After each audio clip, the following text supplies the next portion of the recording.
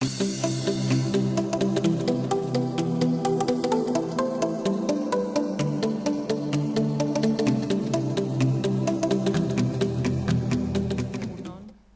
denoi ongi etorriak, zientzia eta teknologia fakultateko ikerkuntza jardunaldi hauen hasierara.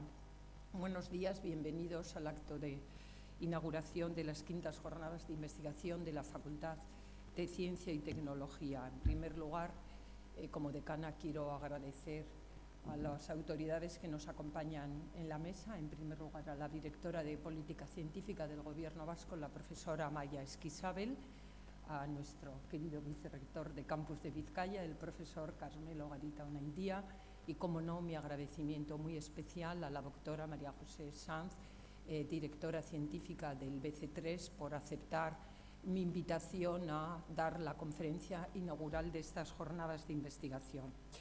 La Facultad de Ciencia y Tecnología es un centro universitario donde conviven investigadores de áreas muy diversas, que en los últimos años se ha visto además enriquecida por las aportaciones de científicos de diferentes países y culturas, formados en campos de investigación de lo más variado. Conscientes de esta situación, tuvimos la idea de promover un foro que permitiese un mejor conocimiento de la investigación desarrollada por los grupos de la facultad, contribuyendo así al establecimiento de sinergias entre las diferentes áreas que pudieran devenir en colaboraciones puntuales o de largo recorrido. Surgió el proyecto de mostrar nuestro trabajo investigador en el marco de unas jornadas que abrieran también una ventana a colaboraciones con agentes externos, tanto de entidades públicas como privadas, lo que sin duda iba a redundar en un beneficio mutuo. Pero en paralelo permanece vigente para nosotros el reto de dar una oportunidad a nuestros estudiantes para que, conociendo los proyectos de investigación de sus profesores, se despierte su curiosidad, se incentive su interés por la investigación y se alienten nuevas vocaciones investigadoras. En este contexto, la excelente respuesta recibida en ediciones anteriores nos ha animado a lanzar las quintas jornadas de investigación de la Facultad de Ciencia y Tecnología que ahora inauguramos. Esperamos que sean también el escaparate donde contemplar en sucesivas convocatorias la permanente actualización de las líneas de trabajo de nuestros grupos de investigación.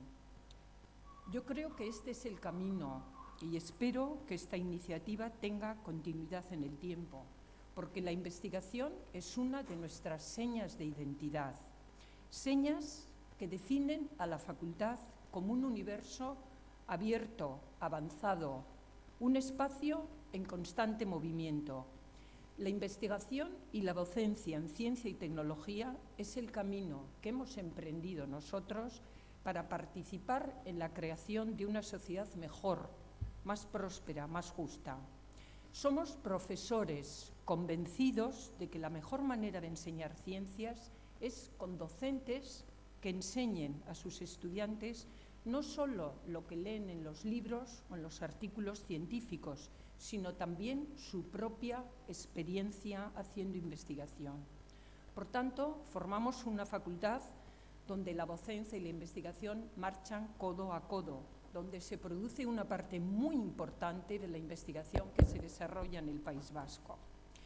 Y en este contexto es preciso poner en valor entre nuestros universitarios el método científico y el pensamiento crítico, acreditado y contrastado desde Newton y Bacon a Popper. Y nuestro papel como docentes e investigadores no debe limitarse a formar profesionales. Debe primarse la capacidad de pensar de modo libre, creativo, innovador, porque la capacidad de procesar, sintetizar y comunicar información con eficiencia será el gran valor añadido.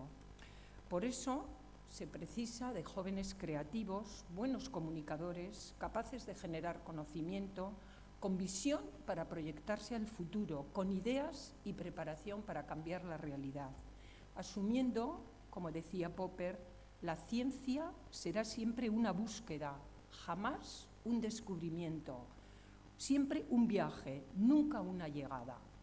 Fruto de este viaje, hoy la astrofísica está de moda. La comunidad científica ha confirmado el descubrimiento de la primera señal de ondas gravitacionales, el sonido del universo, predicho por Einstein. Se trata del sonido, el murmullo, el susurro, la música del universo. Este hallazgo abre un nuevo camino a la comunidad científica. Hasta ahora solo veíamos, ahora también escuchamos. La noticia provoca un punto de emoción, como la música, como un poema. Los principales tratados de ciencia utilizaban la poesía para su expresión. Pitágoras identificó la música con la matemática, se empeñó en descubrir la relación entre la armonía musical y los números. Para él tenía que haber algo en común en esos dos lenguajes universales. Y se trata de eso, de desentrañar, hurgar con pasión hasta el fondo, de saber y conocer la verdad. Goethe decía, el matemático es solamente completo en la medida que se inda dentro de él la belleza de la verdad. Pues bien, las ondas gravitacionales nos acercan a esa belleza. Bueno, termino ya mi intervención y obviamente tengo que mostrar mi agradecimiento sincero a la Comisión de Investigación de la Facultad, sobre todo a nuestra vicedecana Rosa Alonso, por su trabajo y dedicación a la organización de las jornadas. Rosa no solamente es una buena profesora, sino una excelente investigadora que además ha dedicado con enorme ilusión y entrega una parte de su tiempo a que estas jornadas fueran una realidad. Somos una facultad muy afortunada por contar con docentes entre nuestro profesorado de la categoría profesional de ella. Y, por supuesto, también mi agradecimiento a todos los que vais a participar activamente en las jornadas. Deseo que la experiencia sea fructífera, gratificante, que se cumplan todas vuestras expectativas y que entre las dudas que surjan, sobre todo a los jóvenes, se genere por lo menos alguna certeza. Eskerrik asko denoi.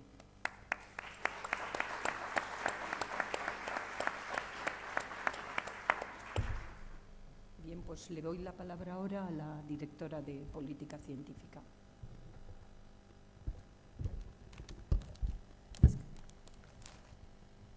Bizkaia kampuseko errektoreorde jauna, Zientzia Teknologia Fakultateko dekano andrea, irakasle eta ikertzaileok egunon danori, Eusko Jaurlaritzaren Hezkuntza, Hizkuntza Politika eta Kultura Sailaren izenean, eta ongitorriak Zientzia Teknologia Fakultateko 5. ikerkuntza jardunetara, gaur ikerketa aurrera egiten gaiarekin antolatzen direnak. Gustu handia ematen dit ekitalde honetan parte hartzeak, eta hortaz, dekano eta dekanorde Andrei eskertu nahi nieke nire gonbidapena luzatzeagatik. Eskerrik asko. Os quiero felicitar además por la organización de estas jornadas, ya que suponen un escaparate idóneo para dar a conocer los avances en investigación de los numerosos grupos que hay en esta facultad. Espero que sirvan como foro de encuentro de todos ellos y que sean del todo fructíferas. En la actualidad, Euskadi cuenta con una masa investigadora considerable y un ecosistema diversificado en centros de investigación, con resultados que demuestran una tendencia positiva, en especial en los últimos años, y que mejoran la posición relativa de Euskadi. En este sentido, una de las piezas fundamentales de la política científica del Gobierno vasco ha sido y sigue siendo la de la potenciación de los recursos humanos en I+D+I, las personas como eje de la política científica. Por ello, seguimos apostando por programas propios de formación de investigadores, programas que se complementan con otros como los de la UPV propia o los del MEC y que permiten la contratación anual de alrededor de 125 nuevos investigadores e investigadoras con el fin de realizar su tesis doctoral.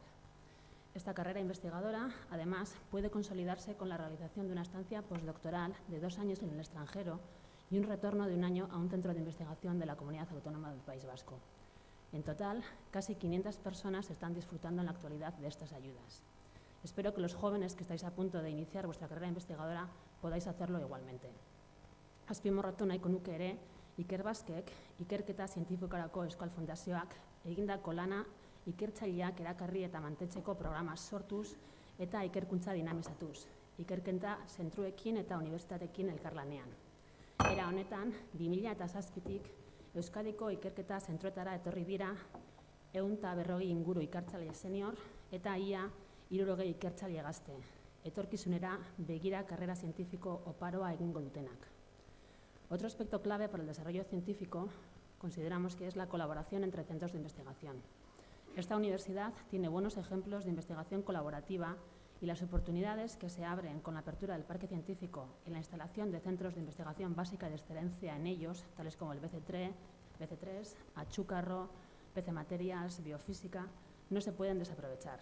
Esta colaboración es necesaria y positiva porque los recursos son limitados, porque ambas instituciones son parte de nuestra política científica, la misma vasca y europea, porque la investigación es principalmente tejer redes, trabajar en equipo para conseguir objetivos comunes.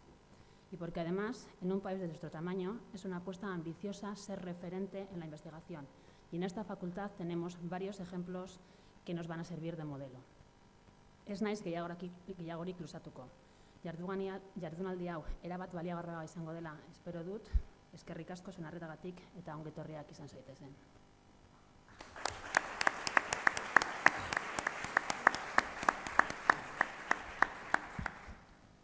Pues el turno del vicerrector de campus, que dará por inauguradas estas jornadas en nombre del rector. Eskerrik asko, Esther. Eskerrik asko, Amaia.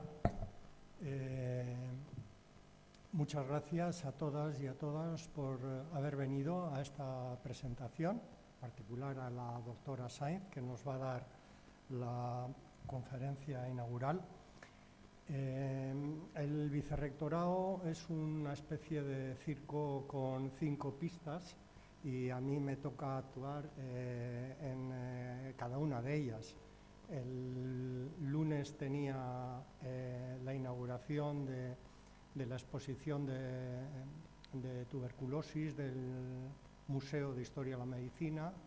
Ayer un congreso de estudiantes estatales de ingeniería.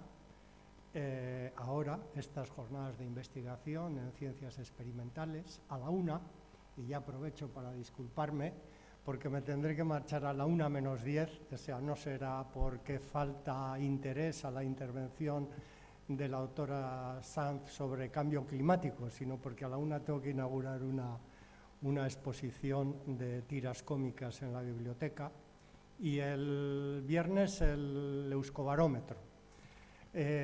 Así que en ninguno de estas pistas intento dar lecciones a nadie, porque desde luego que todas y todos vosotros posiblemente controláis mucho mejor el tema del que hablamos. Me vais a permitir que diga solo unas palabras sobre la universidad y sobre la investigación en la universidad. La apertura de curso la hacía el Lehendakari y el rector y coincidían en las 3 ideas fundamentales que cubre la universidad: formación, investigación y transferencia. En formación, le he oído repetidas veces al rector decir que desde que se constituye la Universidad del País Vasco en el 80 hemos formado a más de 300.000 graduados, licenciados en las diversas materias. Es decir, que la sociedad vasca en gran medida funciona gracias a la formación de profesionales en todos los ámbitos, desde el biólogo, la periodista, la jueza, porque ahora hay más juezas que jueces, la notaria o el médico, la enfermera. Funciona la sociedad porque nosotros formamos a profesionales, y es además una formación continua. No termina, continuamos con los másteres o con los títulos propios, y es una formación permanente a lo largo de la vida. Y luego es fundamental la investigación. Estaríamos siempre en el mismo sitio si no se investigara. Le escuché una vez decir a Mayor Zaragoza decir que para que haya investigación aplicada primero tiene que haber investigación, ¿no? O sea, no quiero plantear la dicotomía si básica o aplicada. Bueno, pues parece que es necesaria la investigación, y también, como decía antes, es importante la transferencia, aunque yo creo que en ciencia y tecnología pecáis más de investigación en los Technology Readiness Level 1 y 2 que en el 7, 8 y 9, ¿no? Pero bueno, en todo caso, yo creo que todo es importante para el avance, la investigación y la innovación. Y sí, somos buenos en investigación. En el último balance que hacía el vicerrector de investigación ponía los datos sobre la mesa, cerca de 500 tesis doctorales defendidas el último año, 479, posiblemente la quinta parte sean de esta facultad, lo cual indica el peso de la facultad. No es por halagaros, pero probablemente la quinta parte provengan de esta facultad. 2.600 y pico papers en revistas científicas. 2.800 ya, 2.800. Ya no me atrevo a decir con la... casi 300 grupos de investigación con 160 y tantos proyectos internacionales, liderando nosotros 11 consorcios. Es decir, que tenemos un peso muy fuerte, y lo que decía Maya también, ¿no? El parque científico, ahora nos viene el BC3, ¿no? La doctora Sáenz de embajadora al edificio sede, la puesta en marcha del Instituto de Biofísica, leía con gusto además en el listado que ha hecho la Reuters Thomson de las 25 instituciones científicas públicas internacionales más importantes del mundo. La primera era una francesa, el Instituto de Energía Atómica y Energías Alternativas, pero también incluía, entre ellas, por supuesto, la NASA, el Fraunhofer Society, pero incluía también el CSIC, y bueno, tenemos el honor de estar con el CSIC en el Instituto de Biofísica, ¿no? La puesta en marcha, que espero que la tengamos, que estén listas las 2 plataformas científicas para antes del verano, y bueno, pues que tanto los SGICers, los investigadores en los diferentes campos se trasladen al parque, ¿no? Bueno, pues es un aspecto muy importante el de la investigación que dedica la universidad, también la sociedad vasca. Hemos estado en torno al 2% del Producto Interior Bruto en investigación, y la Universidad del País Vasco, junto con el Donostia International Physics Center y Tecnalia, que somos las 3 instituciones agregadas en el campus de excelencia internacional, pues suponemos un 90 y tantos % de la investigación. Y también es muy importante la transferencia que hacemos, ¿no? En todos los ámbitos, en este de las publicaciones, en el de las patentes, en algunos proyectos como el Centro de Fabricación Avanzada en Aeronáutica, otro proyecto que también participa la facultad multidisciplinar, el de Punta Begoña, y luego también los viveros de empresas, tenemos 3 en el campus. Bueno, pues es un poco todo nuestro trabajo, el de formación, el de investigación y transferencia, y entiendo yo que estas jornadas que inauguramos en este momento, pues son un poco un compendio de todo ello, que forma, que contribuye a formar jóvenes investigadores, que también transfiere y que también investiga en los pósters que presentáis, en fin, que estas jornadas son un paso, un reflejo de esas actividades que lleva la Universidad del País Vasco. Eskerrik asko.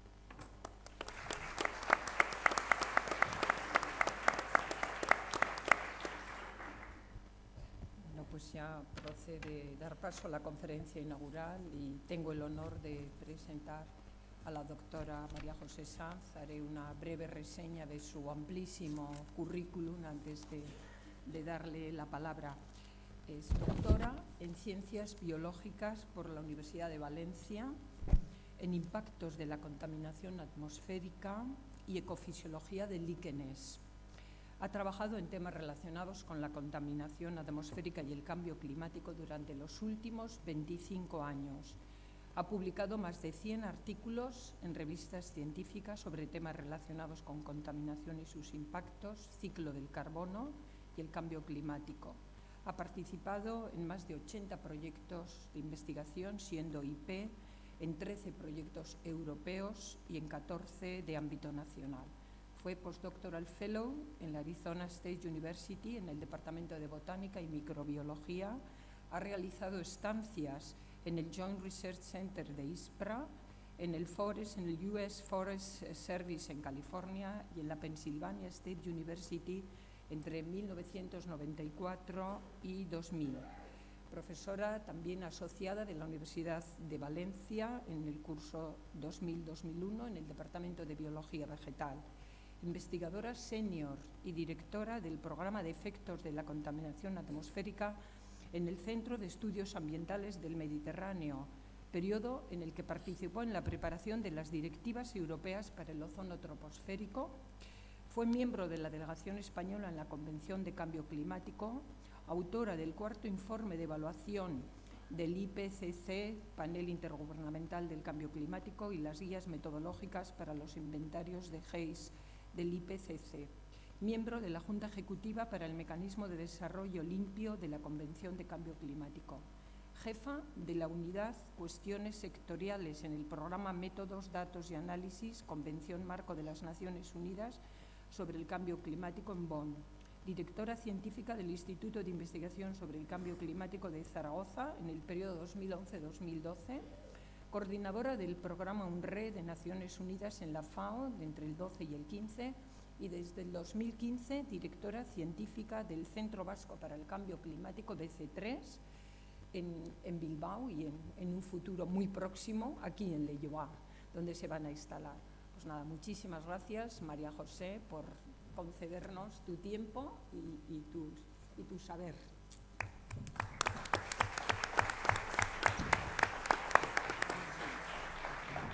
La verdad es que es un honor para mí, en primer lugar, ser directora del centro del PC3 y, en segundo lugar, venir al campus de Leioa y integrarnos muchísimo más de lo que ya iniciamos en años pasados con los grupos de investigación que aquí trabajan, ¿no? Esta conferencia es un reto, porque hablar de cambio climático es siempre un reto. Uno se puede ir a cosas muy concretas y ahondar mucho en un tema y dejarse todos los demás, o puede ser superficial en todos. Dadas las características de la audiencia, yo he optado por ser superficial en todos, por tanto, aquellos que esperaran algo más detallado o más científicamente profundo, pues mis disculpas, ¿no? Voy a intentar hablar un poco, pues, de las evidencias, ¿no? Cómo empezó esta historia del cambio climático, en qué contexto trabajamos en cambio climático y qué oportunidades nos brinda el cambio climático. En cuanto a las evidencias y las causas, bueno, todo el mundo sabe que uno de los temas que la sociedad reconoce como el indicador fundamental es el incremento de temperatura, ¿no? Y respecto al incremento de temperatura se observó una correlación entre ese incremento de temperatura y el incremento de los gases de efecto invernadero, el más representativo, el CO2. Hay una estación histórica, ¿no?, que es la estación que hay en Hawái, que tiene una serie histórica muy larga, que fue la primera que permitió reconocer este incremento persistente y diferenciarlo de las oscilaciones estacionales del CO2, que veis ahí, ¿no? Este pequeño vídeo que he puesto aquí es un vídeo que puso la NASA, que ha compilado la NASA, en el que se ve, si funciona, en el que se ve toda la observación sistemática que hay sobre CO2 actualmente desde el año 70 y las reconstrucciones que se han hecho de las series históricas de CO2. Y como veis aquí, esta es el punto azul es una estación en la Antártida y el punto rojo es la estación en Hawái, ¿no?, en Mauna Loa. Y aquí veis cómo las estaciones del hemisferio sur van subiendo de concentración, pero no tienen una oscilación estacional, mientras que las estaciones que están en el hemisferio norte sufren una oscilación estacional de invierno a verano, ¿no?, que si coges series muy cortas pueden enmascarar y no verse el incremento, ¿no? Entonces, yo creo que este gráfico ilustra muy bien cómo la observación sistemática es un elemento fundamental en el campo del cambio climático para evidenciar que efectivamente está ocurriendo, ¿no? La observación sistemática siempre, en el campo de la ciencia, los científicos empíricos entre los que me encuentro, ¿no?, tenemos dificultades para decir que es un campo muy importante y que hay que continuar financiando la observación sistemática, ¿no? Y yo creo que esto es una evidencia clara de que es muy importante seguir haciendo estas cosas. En el cambio climático lo que se ha conseguido es aunar estos dos campos de la ciencia más empírica, que adquiere datos sistemáticamente, y la ciencia que intenta entender los procesos, modelizarlos.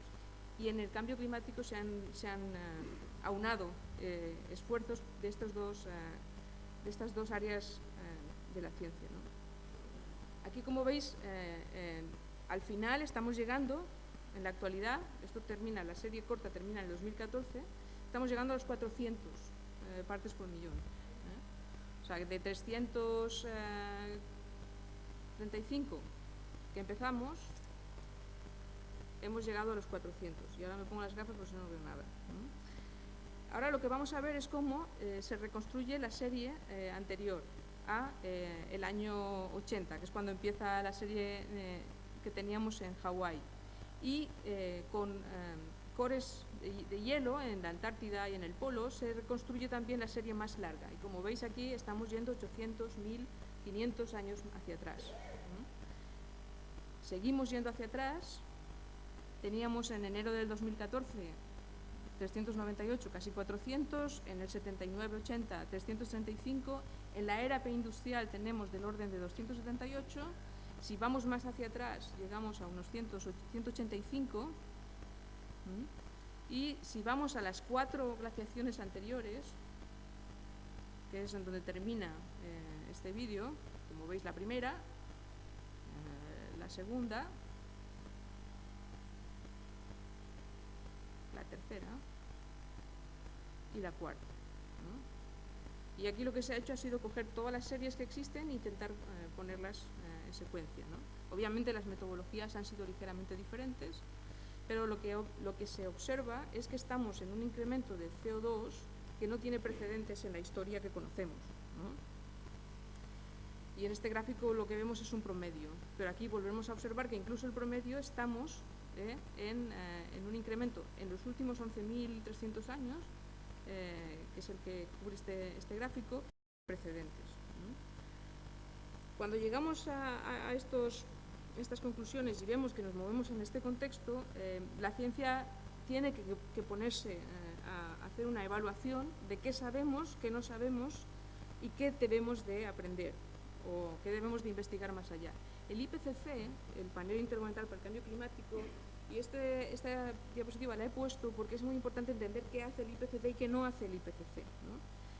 Lo que hace es coger todo lo que se sabe, o sea, todo lo que está publicado, tanto en peer review como en algunas ocasiones no solamente, y tratar de entender las bases científicas, qué impactos está produciendo el cambio climático y qué podemos hacer para mitigar sus causas. Hay 5 informes del IPCC. El primero fue en el año 90. El que marcó un hito en cómo el IPCC opera y en la importancia que ha tenido ha sido el tercer informe de evaluación, que se realizó en el 2001. La Convención de Cambio Climático se estableció en el 1992, después del primer informe de evaluación del IPCC. O sea, el primer informe, que puso en la mesa las primeras evidencias, hizo que la comunidad global decidiera constituir una convención para tratar estos temas, que fue la Convención de Cambio Climático. Hoy en día, el último informe es el quinto, y es el informe en el que me voy a basar un poco en los temas más referentes a las causas. En él han colaborado unos 250 científicos. Insisto, no lleva en sí investigación asociada, es una síntesis de lo que se sabe en ese momento y unas recomendaciones sobre hacia dónde habría que ir y cómo trasladar lo que se sabe en términos de acción en el terreno, que es lo que nuestros gobiernos o nuestros políticos tienen que decidir hacer al final, ¿no?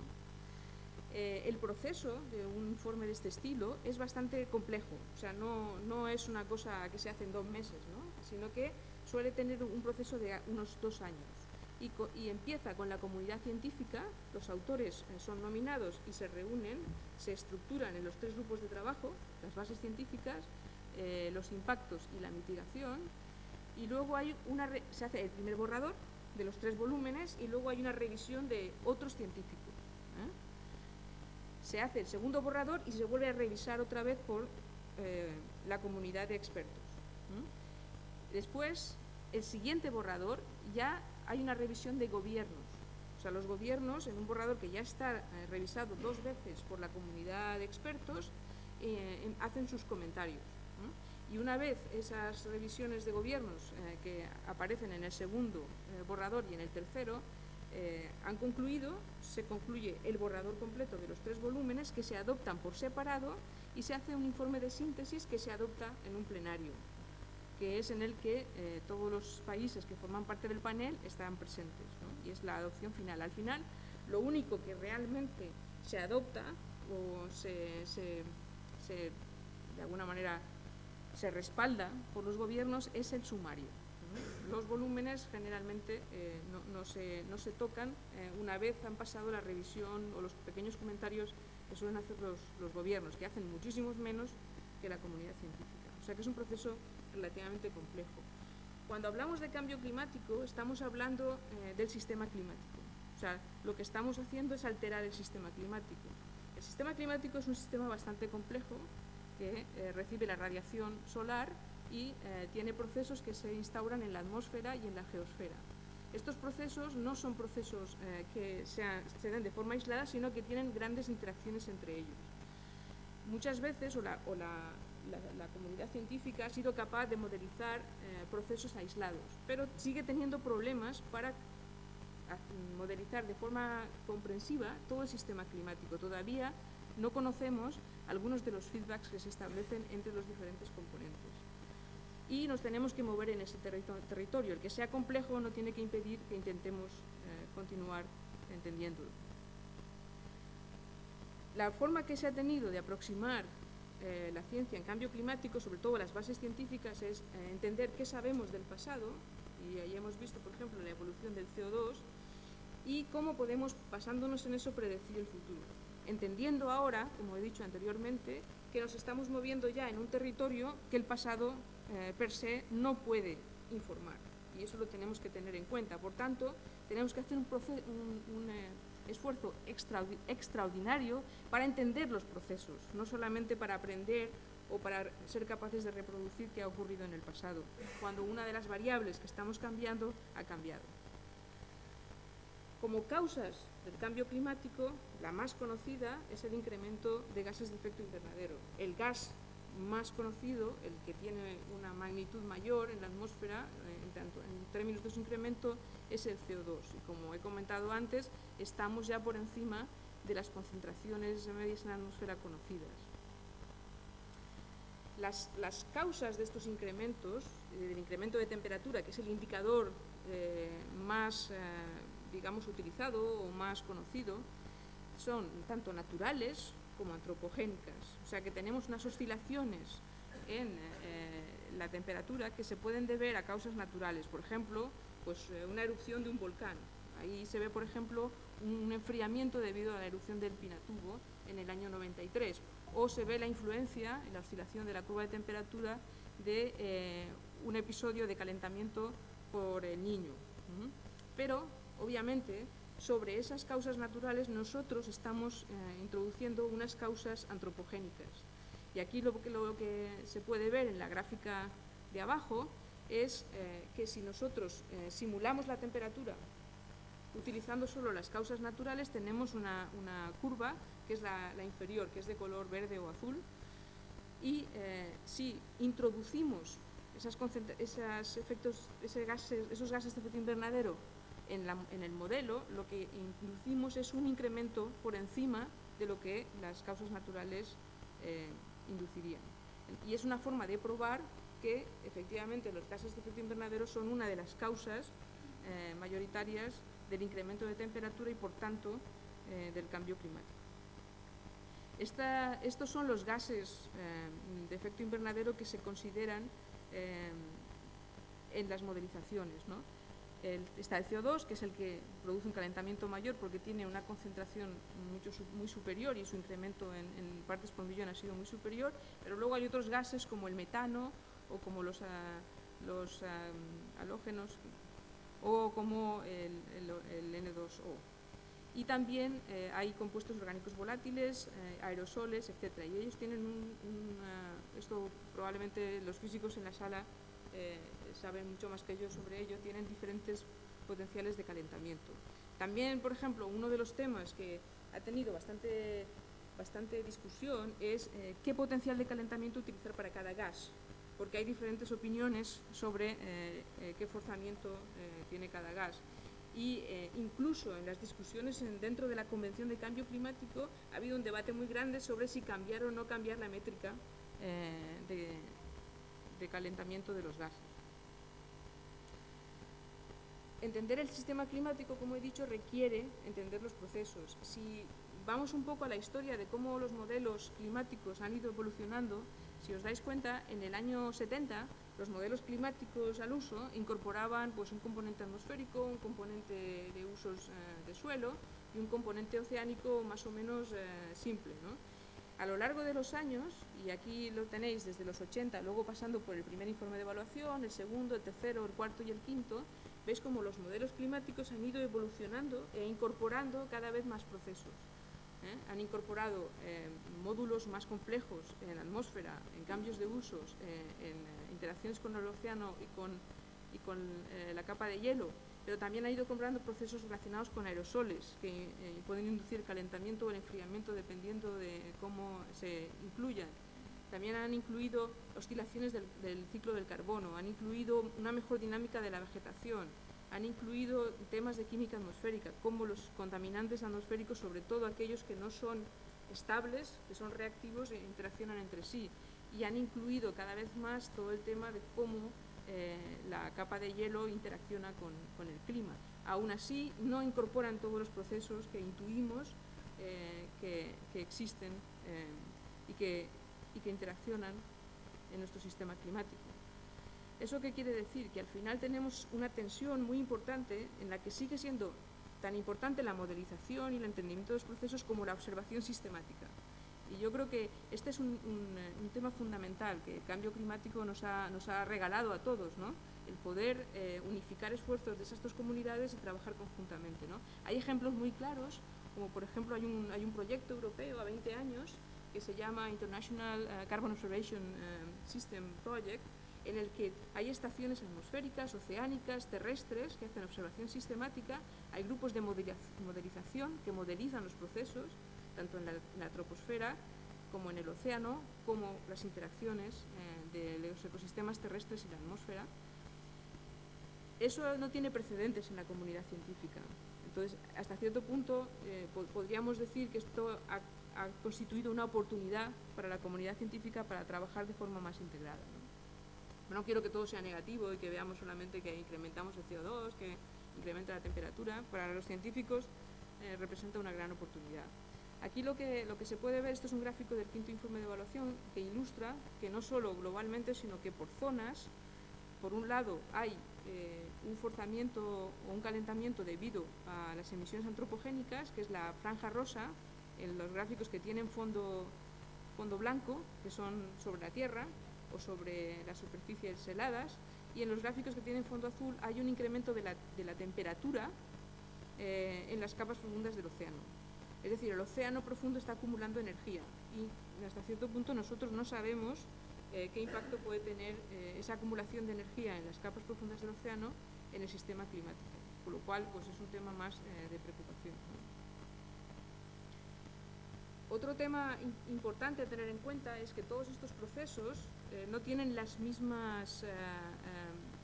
misma longevidad, por decirlo de alguna manera, tienen inercias diferentes, ¿no? Por ejemplo, pues, la radiación, el impacto de la radiación puede tener una influencia desde horas hasta días, pero si hablamos del impacto del vapor de agua puede estar del orden de días hacia meses, años, pero si hablamos del impacto del cambio de las superficies nevadas o del albedo, pues puede tener una inercia de años.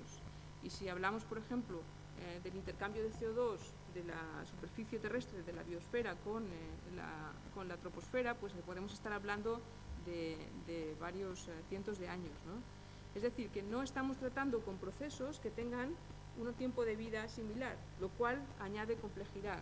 A lo mejor yo estoy intentando tratar un proceso, es decir, imaginemos que trato el tema de los cambios de usos. Es decir, yo quiero revertir el impacto que ha tenido los cambios de usos en los últimos 100 años.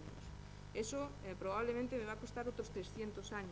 Y no sé cuándo eso va a tener el mismo efecto que tenía cuando yo empecé en el sistema climático, ¿no? Entonces, eso también induce, como veremos más tarde, que el pensamiento sobre cómo arreglar o hacer para evitar los riesgos a los que nos expone el cambio climático tiene que ser un poco diferente al que estamos acostumbrados de soluciones que actúan a corto plazo. Y desgraciadamente las formas de gobernanza que tenemos piensan de esa forma. Entonces nosotros como científicos tenemos la responsabilidad de ir cambiando esa mentalidad para que el gestor aprenda a vivir con la incertidumbre y aprenda que lo que hace hoy a lo mejor no le resulta al final del periodo electoral, sino que le resulta dentro de 200 años, ¿no? Otro tema muy importante es el tema de que podemos llegar a tocar puntos de inflexión que una vez los pasemos el proceso se acelere y por tanto sea mucho más difícil de revertir o imposible de revertir. Esto se llama, lo llaman tipping points, ¿no? Entonces hay algunas publicaciones que hablan de cuáles son los tipping points, los puntos de inflexión en el sistema climático terrestre, ¿no? Y aquí tenéis pues, un poco los que se han identificado, ¿no? Si pensamos un poco en las últimas noticias que hemos visto en los periódicos, no hace falta que leamos tampoco muchas publicaciones científicas al respecto, por ejemplo, todo el tema de la capa de hielo en el Ártico, pues es un punto de inflexión que probablemente, si no hemos pasado, estemos muy cerca de pasar. Nadie esperaba que el paso del Ártico se abriera tan pronto, por ejemplo, ¿no? Ahora los barcos pueden pasar por el norte, no hace falta que pasen por el sur, ¿no? Hay otros puntos un poco menos obvios, pero por ejemplo, uno cercano a nosotros es en el Mediterráneo. La cuenca mediterránea está evaporando muchísima más que con anterioridad, porque los ciclos de lluvia no retornan al Mediterráneo, sino que se desplazan, evapora y se desplaza a Centro Europa o se desplaza fuera de la cuenca, con lo cual la salinidad de la superficial del Mediterráneo está incrementándose. Eso hace que haya un aporte de agua salina por el estrecho de Gibraltar muy superior al que había antes. Y eso es una válvula salina que puede influir en la circulación atlántica, no solamente el que se esté fundiendo la capa de hielo en el Ártico, ¿no?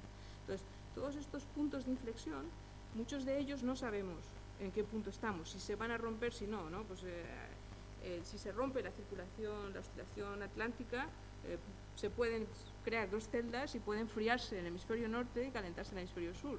Ya sé que esto suena a película de cine, porque de hecho hubo una en la que se trató esa posibilidad, pero es una posibilidad que existe ahí y no sabemos cuándo podría ocurrir, ¿no?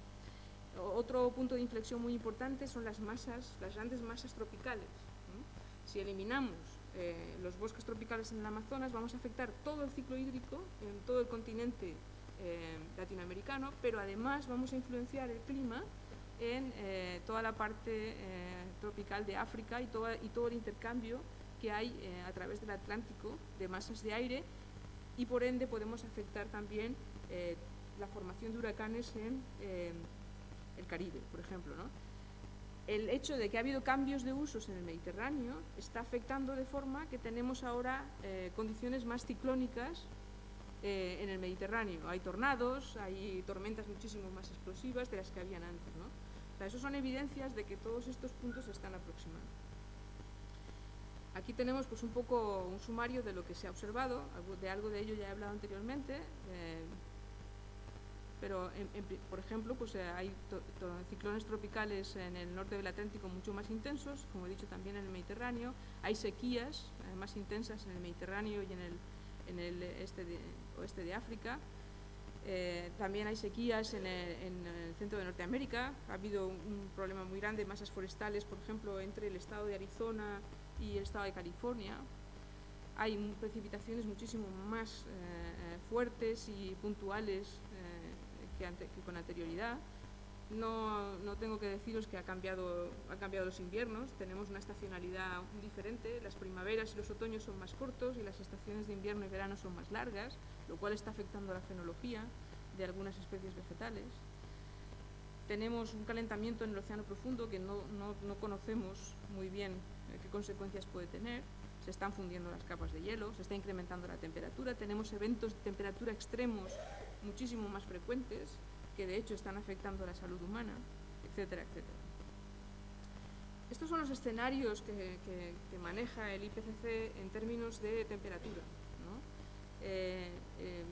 Los he puesto porque en algunos gráficos aparecen, ¿no? Entonces aparece normalmente en los más extremos, el 2,6, que implica que se podría incrementar la temperatura 1 grado o entre 0,4 y 1,6 hasta el 2065, 2045, o la misma temperatura más o menos con un rango un poco más amplio del 81 al 100 y el 8,5, que son los 2 grados, ¿no? Serían 2 grados, que sería entre 1,4 y 2,6, o podría llegar a 3,7 en el 2100, ¿no? Es un poco para que luego en las siguientes gráficas tendréis que... Las proyecciones del indicador de temperatura, ¿no? Y aquí lo que se ve, en la parte gris, es dónde estamos, es decir, hasta dónde hemos llegado en incrementos de temperatura. Y lo otro son las proyecciones, que tienen una incertidumbre, que es la banda verde, y luego tiene una variabilidad natural asociada, aunque al incremento, y tenemos también cuál es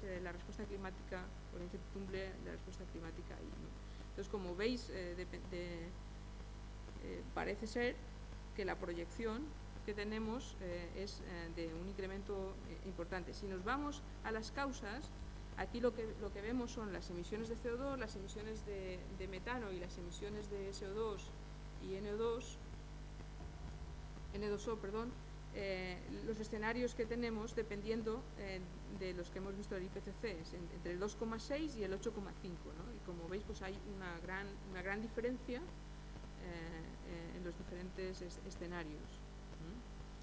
No voy a detenerme mucho porque no tenemos mucho tiempo, pero si vemos un poco cuáles son los cambios esperados, en la gráfica de arriba lo que veis son los cambios de temperatura que ya han ocurrido, espacialmente explícitos, ¿no? O sea, ha habido incrementos respecto al promedio de 1901-2012 importantes en el centro de Asia, en el norte de África, en algunas zonas de Centro Europa, que como veis eso reflejaría muy bien, por ejemplo, la ola de calor del 2003, no sé si la recordáis, que tuvo un impacto en la producción primaria de las masas forestales templadas del centro de Europa, de un descenso de 30% de la producción, con importantes problemas de decaimiento y un impacto importante también en la producción agraria, sobre todo de grano y algunas otras, maíz, por ejemplo, también sufrió un descenso enorme en el 2003. Luego, si nos vamos a los dos escenarios, al 2,6 y al 8,5, es decir, 1 grado o 2, o de 2 a 3,7, lo que veis es cuál sería el incremento de temperatura esperado, geográficamente explícito. Si os dais cuenta, hay áreas que están muchísimo más afectadas, entre ellas la península ibérica y parte del sur de Europa, en Norteamérica, la cuenca del Amazonas, la parte de la cuenca del Congo también, y el desierto del Sáhara, el centro de Australia, Japón, todo el centro de Asia. Hay otras variables que también se ven afectadas, no solamente la temperatura, las precipitaciones también se incrementarían o disminuirían, y como veis habría un incremento de precipitaciones en ciertas áreas, es el gráfico de abajo, el azul, y habría disminuciones en otras. Lo preocupante, por ejemplo, es que se predice que habrá una disminución de precipitaciones muy importante en la península ibérica. Y si reflexionamos un poco, pues no solamente para la producción y para la protección de los ecosistemas, pero nuestro mix energético está basado mucho en la energía hidráulica, o sea que un descenso de precipitaciones puede afectar enormemente también el mix energético que tiene España, ¿no? Si tratamos de ver los impactos un poco más holísticamente respecto a los escenarios y nos vamos al mundo de la biología, que es de donde yo vengo, lo que vemos es que hay especies, ¿no? Por ejemplo, las especies leñosas, los árboles, no se van a poder adaptar al cambio climático, porque si pasamos de un escenario de 8,5, es decir, de 2 grados, las especies no pueden cambiar de distribución a la velocidad que está cambiando la temperatura y por tanto tendrían o podrían ser susceptibles de extinción. Otras especies tienen una movilidad mayor y podrían superar o adaptarse al cambio climático. Por ejemplo, serían los insectos o podrían ser los mamíferos carnívoros, porque tienen una dieta variada, entonces podrían expandir su área de vida y adaptarse. Pero hay otras especies que no.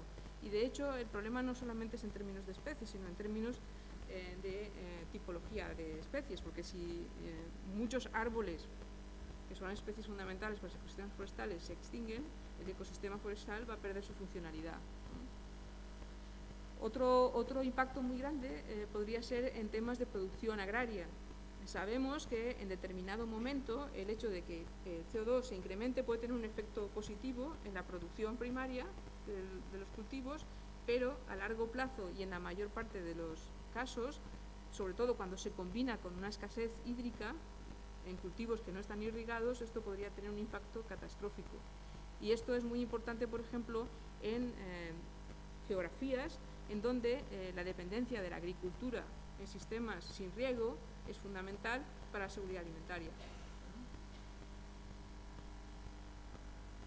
Este es un mapa de dónde han aparecido impactos en los diferentes sectores, ¿no? Y no voy a detenerme, pero es para que se vea que hay una distribución geográfica muy importante en prácticamente todos los sectores, ¿no? En los sistemas físicos, en glaciares, flujos en lagos, ríos, inundaciones o sequías, en los efectos de la erosión costera por eventos extremos. Por ejemplo, el País Vasco es muy susceptible de ser afectado por eventos extremos debido a temporales en la zona costera y erosión costera, ¿no? O inundaciones, si sube el nivel del mar.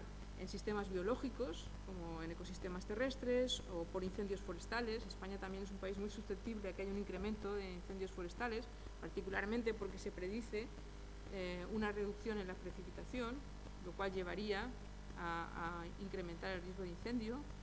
Pero también en los sistemas marinos se han visto impactos, ¿no? En esta parte de la presentación lo que voy a tratar de hacer es, nosotros empezamos a hablar de cambio climático y continuamos hablando de cambio climático y solo hablamos de cambio climático. Normalmente esa es la tendencia que tenemos y olvidamos que todo eso ocurre en un contexto, ¿no? Entonces, y la pregunta que se nos hace, o la pregunta que se hace el ciudadano es, ¿podemos vivir con los límites planetarios que tenemos, ¿no? Entonces, últimamente ha habido más y más grupos de investigación que han intentado tratar de entender cuál es el contexto en el que ocurren estas cosas y cómo tenemos que aproximarnos a estos problemas, ¿no? Entonces, lo que sabemos es que en muchos casos la gestión de los recursos ha venido dada por las necesidades de la sociedad, sin preocuparnos de si esos recursos eran o no limitados, ¿no? Hoy en día tenemos una mayor conciencia de que son limitados, ¿no? Y esa conciencia cada vez se está imbuyendo más, no solamente en nosotros como científicos, sino también en la sociedad civil, ¿no? Entonces, conocemos mejor cuáles son los límites que una vez sobrepasados nos pueden llevar a un menor acceso o a tener que enfrentar retos que mermen la disponibilidad de los recursos y por tanto mermen nuestra forma de vida actual, lo que consideramos que es vivir bien, ¿no? Es decir, que tenemos nuevos retos y por tanto tenemos la responsabilidad de hacer una gestión mejor informada y hacer una transformación en muchos sectores si queremos enfrentarnos a los retos de hoy en día. Uno de ellos, el más evidente quizás, el del cambio climático, ¿no? Entonces, esta pregunta se la han realizado un grupo de 29 científicos que trabajan en el Centro de Estocolmo para la Adaptación y han intentado identificar los límites planetarios para darnos un contexto en el cual hacer o estudiar los impactos que podemos hacer o no en el cambio climático y otros retos, ¿no? Entonces, los límites planetarios que han visto pues han sido el cambio climático, el ozono estratosférico, que es un reto que la sociedad o que la comunidad global sí que intentó abordar y lo ha hecho con éxito. Es decir, el agujero de ozono se está reduciendo, todavía no ha llegado a los límites seguros, pero es probable que en las próximas décadas lo haga. Pero hay otros retos, como por ejemplo todo el tema de la eutrofización y las cargas de nitrógeno y fósforo que estamos incrementando en la biosfera, están sin control, Es decir, es el límite planetario que este grupo de científicos considera para fósforo y nitrógeno se ha sobrepasado ya hace muchísimo tiempo. Y eso ha resultado en cambios bastante importantes en ecosistemas marinos, terrestres, etcétera, ¿no? Y nos ha venido afectando a nosotros también directamente, como por ejemplo por la contaminación del agua dulce, de los acuíferos, que es un gran problema en muchas regiones del planeta, ¿no? Pero hay otros, como por ejemplo los cambios de uso de la tierra. O sea, si nosotros cambiamos el uso de la tierra, estamos cambiando las propiedades físicas con las que esa superficie interacciona con el sistema climático, ¿no? Y además estamos limitando la posibilidad de obtención de recursos, porque pues, si hacemos un agotamiento de los suelos, esos suelos quedan excluidos para la producción agrícola, ¿no? O estamos contaminando los suelos, es decir, los cambios de uso son otro límite que tenemos. No podemos infinitamente continuar cambiando el uso, no podemos infinitamente continuar expandiendo las ciudades, no podemos infinitamente continuar reduciendo las masas forestales del planeta. El límite planetario que se estima, o que esta gente estima, que no tiene por qué ser el real, ¿no? Pero es una forma de abordar el problema. Por ejemplo, para la masa forestal mundial es del 65%. Si reducimos la masa forestal por debajo del 65%, estamos traspasando un límite planetario. Va a ser muy difícil volver hacia atrás, ¿no? Estamos también reduciendo la diversidad genética. Eso es muy obvio, por ejemplo, en el tema de especies que estamos utilizando para la producción de alimentos. Por la forma que tenemos de producir, estamos erosionando la diversidad genética de esas poblaciones de especies que nos están garantizando la seguridad alimentaria. Si hacemos eso y el sistema climático cambia, las variables climáticas cambian, estamos afectando, podemos poner en riesgo la seguridad alimentaria de la humanidad, ¿no? Entonces, estos son un poco, puede que aparezcan más límites planetarios. Esta gente empezó a publicar en el año 2009, la última publicación la ha hecho en el 2015, y esto es un poco el estado de salud de los límites planetarios que ellos han estimado en 2015, ¿no? Cambio climático, otras cosas que no saben, que pueden esperar que aparezcan en el futuro, el ozono estratosférico, la carga de aerosoles. Saben que hay un límite ahí, pero no han estudiado o no han hecho una síntesis de qué o dónde estamos, la acidificación de los océanos, los flujos bioquímicos, sobre todo fósforo y nitrógeno, el uso o la afectación del agua dulce, del agua que los humanos utilizan para consumo, los cambios de uso de la tierra, donde ya estamos cerca de un cambio o de un límite planetario, la diversidad, tanto la diversidad genética como la funcional, y como decía, otros que pueden aparecer, ¿no? ¿Esto qué es lo que quiere decir? Que estamos, o sea, no tenemos ya ninguna duda que hay una serie de complejidades interconectadas que tienen procesos rápidos y lentos y unos feedbacks entre ellos, y ese tipo de contexto es en el que nosotros estamos viviendo, y nosotros estamos intentando entender los procesos. Los procesos ellos, por ejemplo, los dividen en dos tipos de procesos: procesos globales, que son más o menos homogéneos, con un umbral que se podría identificar más fácilmente, y procesos heterogéneos que tienen o que a lo mejor no tienen un umbral per se. Y ya la última parte de la charla es, bueno, ¿y todo esto qué nos ofrece, ¿no? A nosotros como investigadores y a la humanidad como humanidad que tiene que evolucionar hacia algo supuestamente mejor? Bueno, pues nos ofrece oportunidades de poner a la comunidad global en torno a un tema y tratar de resolverlo de forma conjunta, ¿no? Y eso es un poco lo que la Convención Marco de Cambio Climático ofreció en su día y sigue ofreciendo hoy en día. Y por eso la charla se llamaba desde el camino hacia París, ¿no? El largo camino hacia París. Pues esto es un poco la ilustración del camino a París que ha hecho la Convención. La Convención se constituyó en el año 92, después del primer informe del IPCC, del primer informe de evaluación del IPCC. La Convención lo tiene todo. Yo les invito a todos ustedes a que se lean la Convención, que es un texto muy cortito. Si ustedes se lo leen, ven que si implementaran la Convención tendrían los problemas prácticamente resueltos. ¿Qué ocurrió? Pues que no se implementó nada. Se firmó un papel y fue un papel mojado, no se implementó nada. Entonces, en el año 97 se vio que aquello no iba a ningún sitio, y fue cuando se decidió dotar a la Convención de un instrumento, legal. La Convención es legalmente vinculante, pero no era un instrumento de acción. Entonces, el Protocolo de Kioto lo que es un instrumento legalmente vinculante para implementar partes de la Convención. O sea, la Convención es legalmente vinculante, está firmada y las obligaciones están ahí, pero no son concretas y, por tanto, no se implementaron. El Protocolo de Kioto es punitivo, o sea, si no se hace lo que dice, tiene unas consecuencias, y se adopta en el año 97. Entonces inicia un largo proceso, porque cuando uno pasa de un instrumento laxo en el que todo el mundo puede hacer prácticamente lo que quiera a un instrumento que le pone unas metas, el cómo articular la métrica para esas metas, qué instrumentos de cumplimiento van a tener, es un proceso muy, muy complicado. Entonces, del año 97 al año 2005 se negociaron todas las modalidades para implementar el protocolo. El protocolo, mucha gente de la que está aquí me dirá, bueno, eso no ha servido para nada porque era un 5% de la reducción de emisiones del año 90 y eso no sirvió absolutamente para nada. Bueno, no sirvió para nada y sí sirvió para algo, porque sirvió, primero, para que la mayor parte de los países tengan posibilidad e instrumentos para seguir, estimar, medir sus emisiones de gases de efecto invernadero, que no existía con anterioridad. Por lo tanto, tenemos información mucho más sistemática por sectores de cuáles son las emisiones, cuáles son los sectores, y de ahí podemos sacar con mucha mayor facilidad cuáles son las medidas que hay que implementar para reducir las emisiones. O sea que en eso el protocolo contribuyó.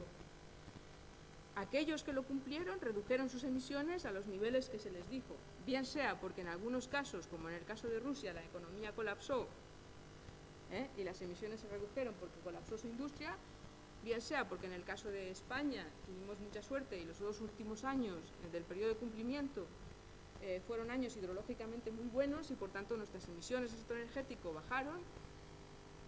Hay muchas razones para la sonrisa que veo por aquí en el lado izquierdo, ¿no? Pero es cierto que construimos una arquitectura que nos ha permitido continuar el diálogo y llegar a París, que muchos de ustedes también se reirán y me dirán, París tampoco ha servido para nada. Tampoco es verdad, porque en el protocolo de Kioto los países que tenían compromisos de cumplimiento eran los países de anexo 1, eran las economías desarrolladas. Porque las economías menos desarrolladas les decían, los responsables son ustedes porque ustedes han estado emitiendo históricamente. En París eso ha cambiado, esa diferenciación se ha diluido. Ahora todos los países son conscientes de que no pueden seguir emitiendo como están emitiendo y tienen que reducir sus emisiones. Pues eso es un gran paso en lo que son los acuerdos multilaterales, es un paso enorme. Es cierto que no hay una obligación de decir, este es tu valor. Este es el valor que tú tienes que cumplir, esta es la reducción que tienes que tener. Pero cada uno tiene que dar su valor inicial y tiene que revisarlo al alza cada 5 años, lo cual es otro paso importante. Pero bueno, volviendo a la línea temporal, aquí lo que vemos es un poco la historia, ¿no? Pasamos por Kioto, negociamos las reglas, se adoptan todas las reglas y las modalidades en Montreal y el protocolo empieza su primer periodo de cumplimiento que termina de 2005 al 2010. A la par que el protocolo continúa, se ve que no es suficiente, evidentemente, y se inicia dos procesos en paralelo. El proceso para negociar el segundo periodo de cumplimiento del protocolo y un proceso más amplio para englobar a todos los países a que comiencen a pensar en que tienen que tener compromisos de reducción, que es lo que se llama abajo el UNFCCC track. Eso culmina en Durban con unas modalidades para el segundo periodo de cumplimiento. La gente piensa que el protocolo de Kioto está muerto. El protocolo no está muerto. Si ratifican el protocolo la mitad de las emisiones mundiales, el protocolo de Kioto volverá a entrar en vigor su segundo periodo de cumplimiento. Irá en paralelo con el Acuerdo de París. O sea, el protocolo de Kioto no está necesariamente muerto. Es cierto que muchos de los grandes emisores que tienen compromisos como Estados Unidos, Canadá, Nueva Zelanda y Australia probablemente no lo ratifiquen. También es cierto que la Unión Europea tiene una voluntad bastante importante de ratificar el protocolo. Entonces veremos a ver esto cómo resulta. De hecho, la Unión Europea ya ha hecho el burden sharing para el segundo periodo de compromiso y tiene unos compromisos del 30%, si incluye sumideros, y del 20% si no los incluye, para el segundo periodo de compromiso. ¿Y hoy, dónde estamos hoy? Estamos en el 2015, estamos todos muy contentos porque en París, en lugar de ser una catástrofe, se llegó a un acuerdo que algunos califican de suficiente, otros califican de insuficiente y otros de maravilloso, pero que nos da la base para continuar. ¿Esa base cuál es? Esa base, en términos de mitigación, es decir, de evitar el riesgo, está basada, y estas son las reducciones del protocolo, ¿no? Aquí se ven las diferencias de reducción de los países que tenían compromisos, que como veis son poquitos. Si nos vamos al Acuerdo de París y al proceso de reducciones nacionalmente determinadas, lo que se llaman NDCs, lo que vemos es que la cobertura de países que tienen intención de adoptar compromisos que ellos van a fijar, pero una vez los fijen ya no serán voluntarios. Es voluntario el valor que ellos van a fijar, pero una vez los fijen tendrán que continuar cumpliendo y hacerlos más ambiciosos. Es todos los países que están en azul. En el caso de China, por ejemplo, y India, tienen dos. Una parte, unos sectores tienen un compromiso de reducción y otros no, dependiendo de los sectores. Pero en general veis que hay una mayor cobertura. Hay 114 países en vías de desarrollo y 41 países desarrollados que en sus INDCs han puesto compromisos de reducción. Y otra cosa importante es que no solo, en muchos de estos países, no solo han puesto compromisos de reducción en sus INDCs, sino que también han puesto temas de adaptación. O sea, han puesto compromisos de adaptarse al cambio climático. Por supuesto, muchos de ellos lo han puesto condicional a tener suficientes recursos económicos o que se les aporte suficientes recursos económicos. Y por eso está el Fondo Verde. El Fondo Verde, que se espera, después de los acuerdos de París, había un compromiso de capitalizarlo con 100 billones al año, o por encima de 100 billones al año. Se supone que va a contribuir a que los países que no tienen recursos, los países en vías de desarrollo o que no tienen suficientes recursos, reciban ayudas para implementar sus compromisos, ¿no?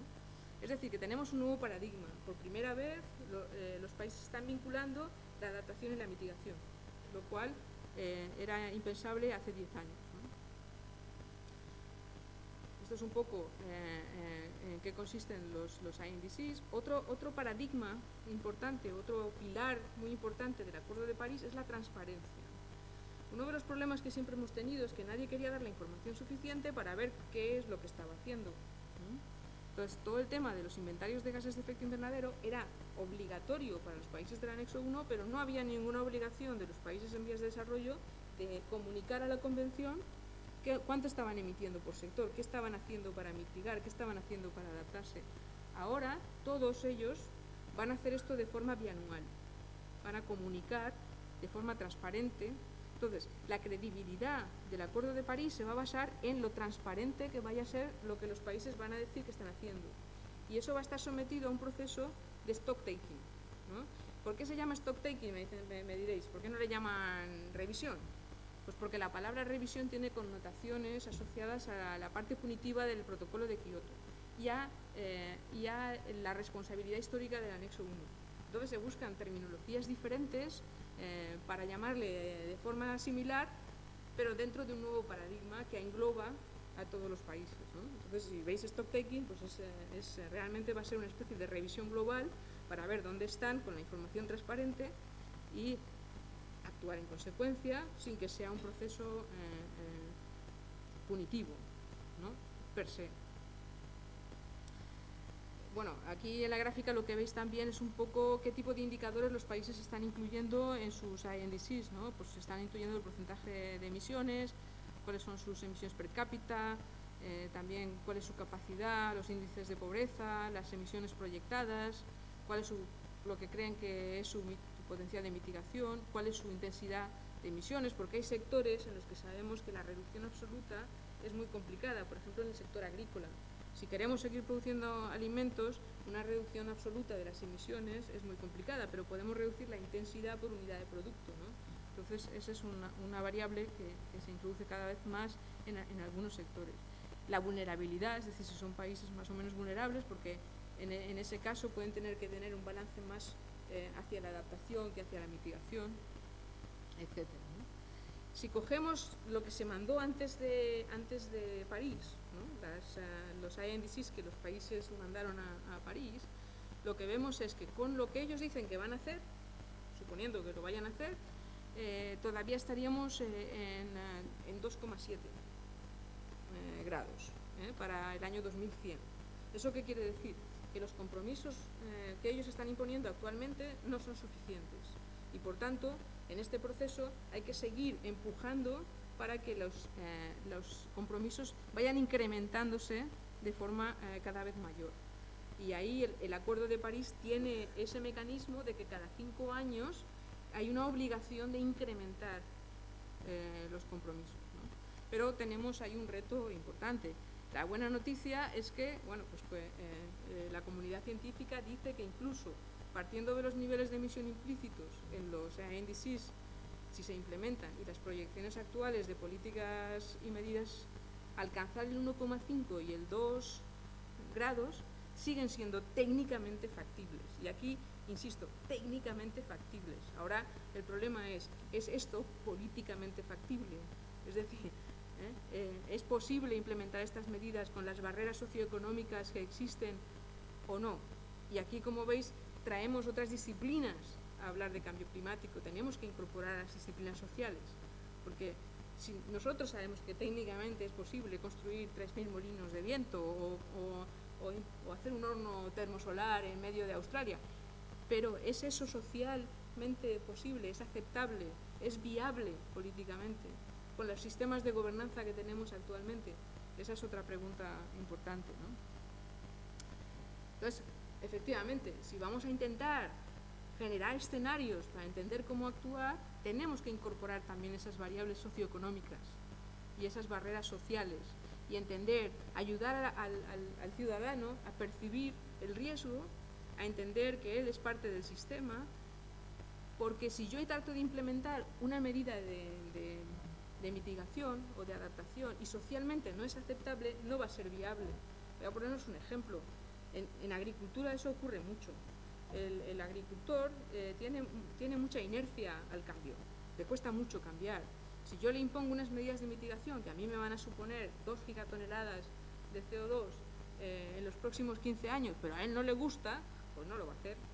Y entonces todo mi gozo en un pozo, ¿no? Como suele decirse, ¿no? Esto es el portafolio global de potenciales de mitigación por sectores que da el IPCC. Esto tiene la ventaja de que te da una idea de por sectores cuáles son los que tienen mayor potencial.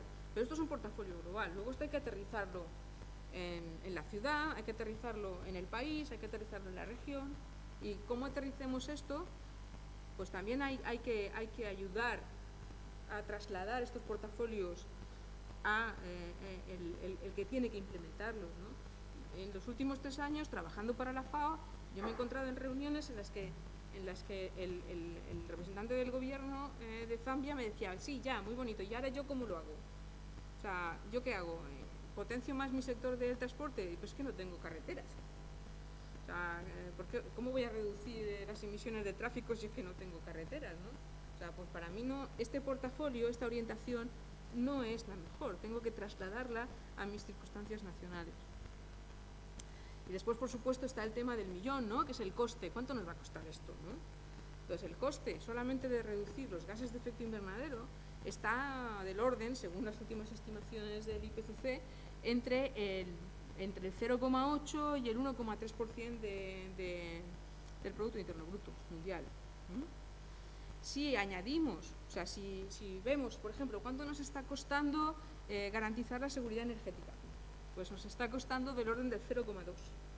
¿Cuánto nos está costando controlar la contaminación atmosférica? Porque en ciertos países que tienen economías más desarrolladas, el tema de la contaminación atmosférica hace mucho tiempo que se está que se está tratando. Entonces, ¿cuánto cuesta eso? Pues eso está costando entre el 0,4 y el 0,6.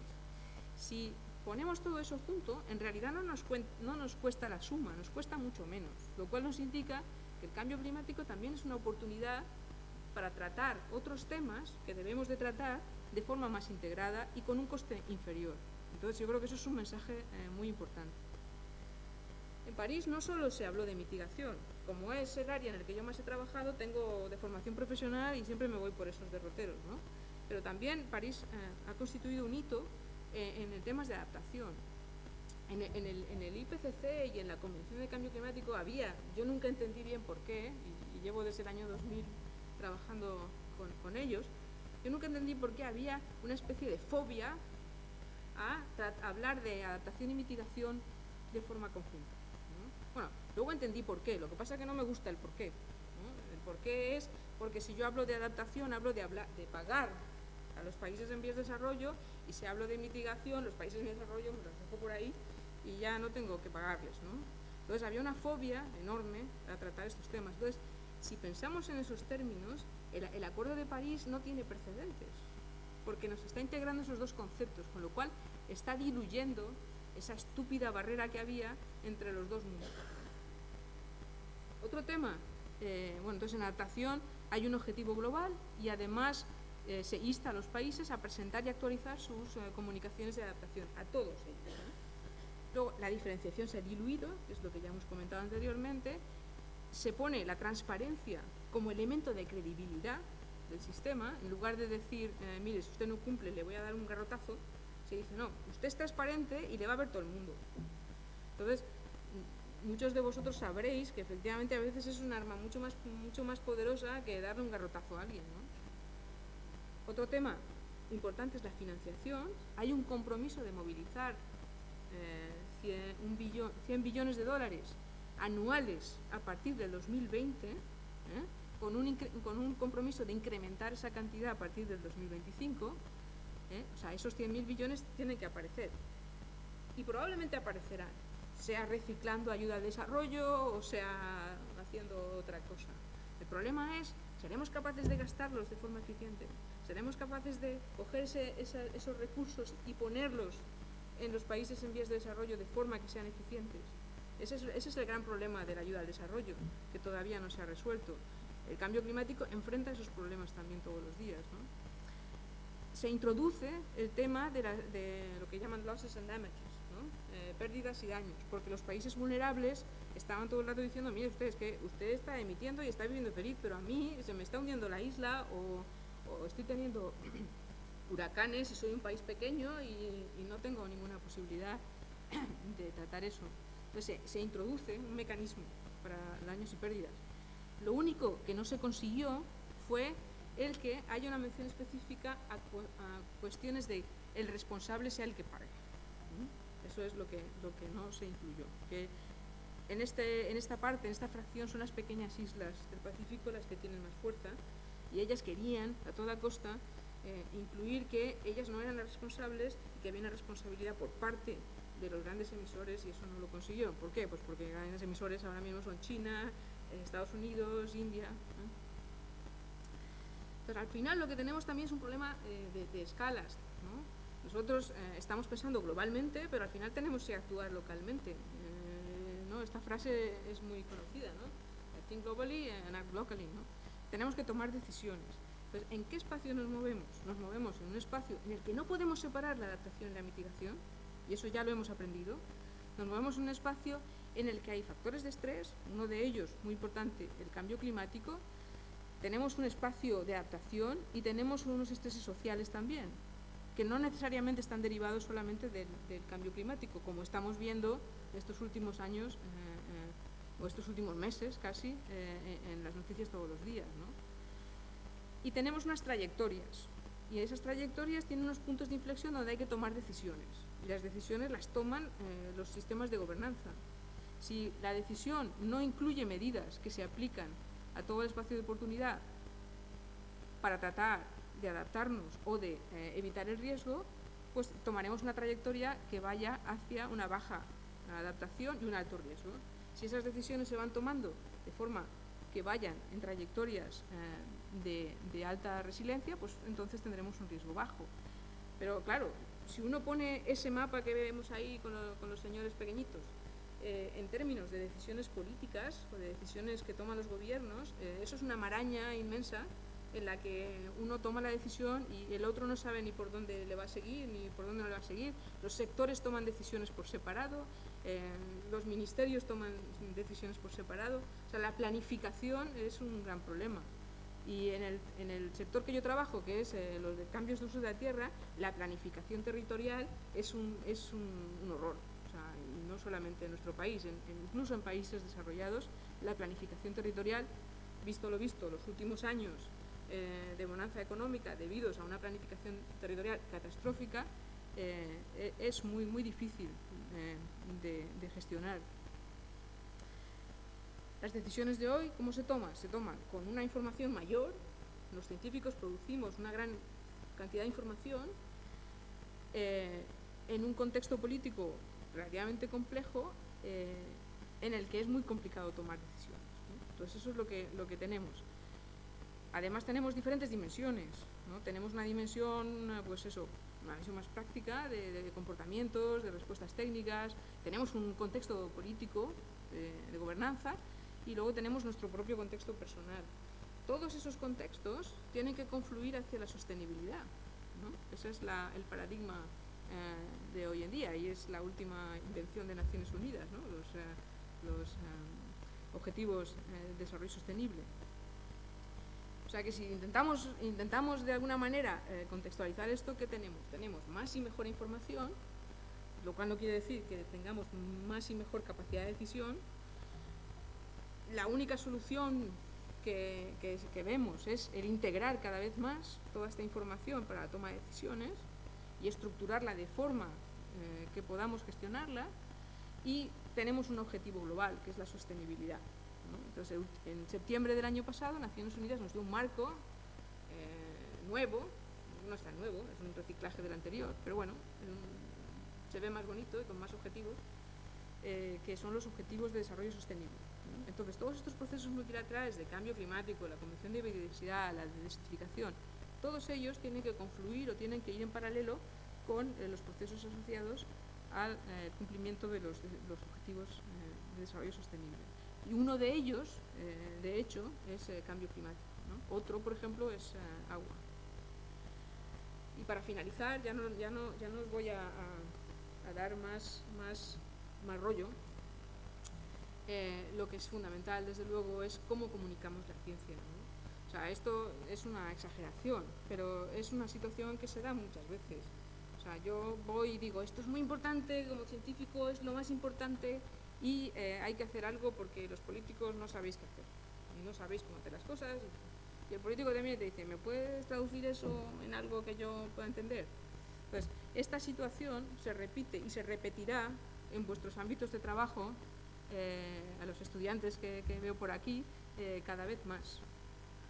Entonces tenemos que llegar a poder establecer un lenguaje que permita que el tomador de decisiones pueda utilizar, asimilar esa gran cantidad de información, esa gran cantidad de saber que tenemos y trasladarlo en acciones y entender cuál es el impacto de esas acciones, ¿no? Y aquí tenemos otra vez, y vuelvo a insistir, porque esa es un poco una de mis manías, la importancia de asociar la observación con la modelización.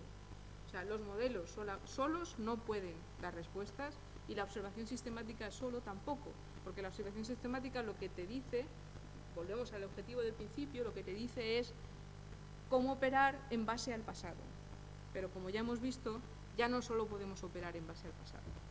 Y con esto pues termino este rollo que os he soltado y muchísimas gracias por vuestra paciencia.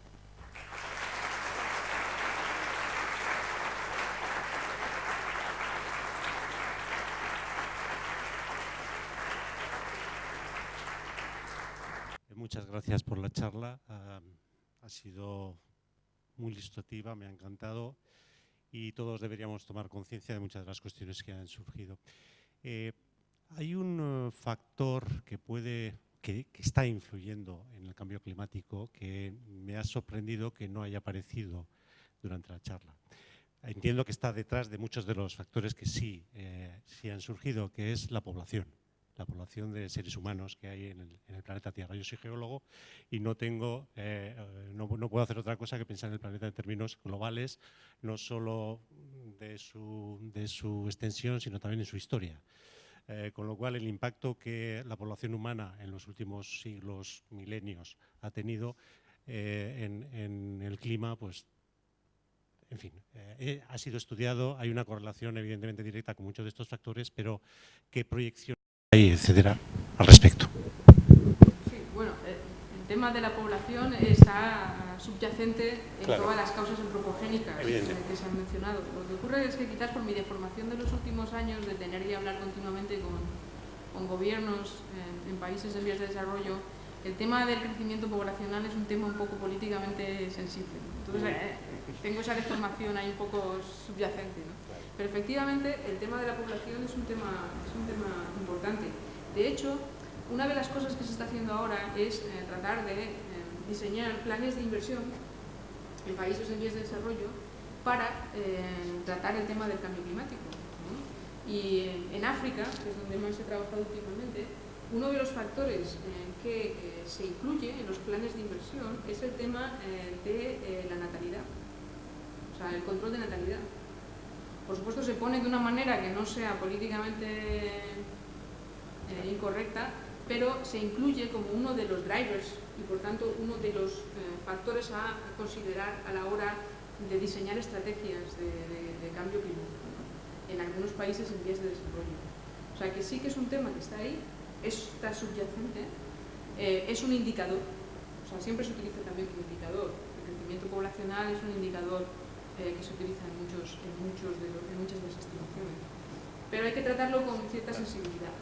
Es la única recomendación que tendría. Muy bien. ¿Alguna cuestión más? Bueno, pues solo nos resta un fuertísimo aplauso por...